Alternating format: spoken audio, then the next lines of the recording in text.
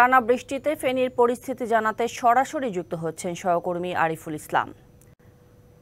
আরিফ, বেশ কয়েকটি এলাকা পানির নিচে, আবার বন্যার পূর্বাভাসও কিন্তু রয়েছে। সামগ্রিক পরিস্থিতি বিবেচনায় সিটি কর্পোরেশন বা প্রশাসনের পক্ষ থেকে কোনো উদ্যোগ নেওয়া হয়েছে কিনা, ত্রাণ তৎপরতার খবরও জানাবেন।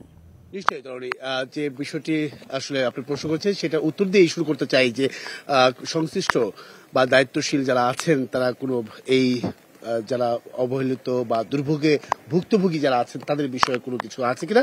তবে হ্যাঁ, ফুলগাজী উপজেলায় আর পরশুরামপুর উপজেলায়, এই দুটি উপজেলায় কিন্তু ইতিমধ্যে আশ্রয়কেন্দ্র স্থাপনা করেছে এবং কি বলা যায় যে ফুলগাজীতে 99টি এবং পরশুরামপুরে হচ্ছে 32টি আশ্রয়কেন্দ্র স্থাপিত হয়েছে এবং কি ইতিমধ্যে আমি যেহেতু ফুলগাজী এলাকায় আছি, সেই ফুলগাজী এলাকাতে মোট 200 জনের মতো সাধারণ মানুষ বা ভুক্তভোগীরা তারা কিন্তু আশ্রয়কেন্দ্রে তারা আশ্রয় নিয়েছেন নিরাপদভাবে।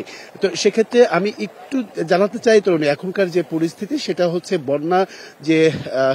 বন্যা হওয়ার যে সম্ভাবনার কথা আপনি যেটা বললেন সেটা নিশ্চয়ই, কারণ হচ্ছে এখানে মুহুরী যে নদীটি রয়েছে সেটা বাঁধ কিন্তু ভেঙে গেছে। সেই বাঁধের পানির স্রোত কিন্তু পুরো বলা যায় যে এই ফুলগাজী উপজেলায় সহ পরশুরামপুর উপজেলা সহ প্রায় 30টি গ্রাম প্লাবিত হয়েছে এই পানিতে।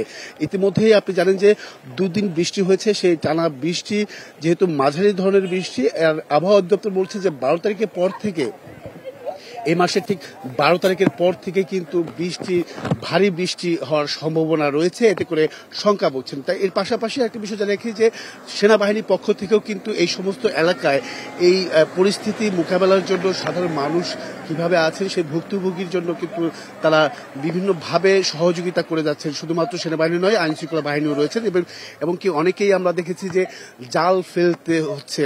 আর আরেকটি বিষয় জানি রাখি, আমি যে সড়কটিতে দাঁড়িয়ে আছি সেটা হচ্ছে ফুলগাজী উপজেলার প্রধান সড়ক। এই সড়কটি দিয়ে আমি সকালে যখন এসেছি তখন কিন্তু পানি ছিল না। আমি যে জায়গাটিতে দাঁড়িয়ে আছি ঠিক এই মুহূর্তে যেহেতু 4টা অতিক্রম হয়ে গেছে, সারাদিন বৃষ্টি ছিল, সেই বৃষ্টির প্রভাবে এবং কি নদীর স্রোত ধারার কারণে কিন্তু পানি প্রবাহিত হচ্ছে। এই কারণে কিন্তু আঁঠু পরিমাণ থেকে শুরু করে সেই সামনে যতদূর যাব আমি ততই কিন্তু পানির মাত্রাটা, পানির পরিমাণটা কিন্তু বেড়ে যাচ্ছে। তো বলা যায় যে তরুণী, এই যে বন্যা হওয়ার যে আশঙ্কা করছে সংশ্লিষ্ট থেকে শুরু করে প্রত্যেকেই, তারা বলছে যে পূর্বের যে 2024 সালে যে বন্যাটা হয়েছিল তারা কিন্তু আসলে প্রস্তুত ছিল না। তবে এবারও অনেকেই প্রস্তুত রয়েছেন, আবার অনেকেও ধারণা করতে পারছেন না যে আসলে বন্যা হবে কি হবে না।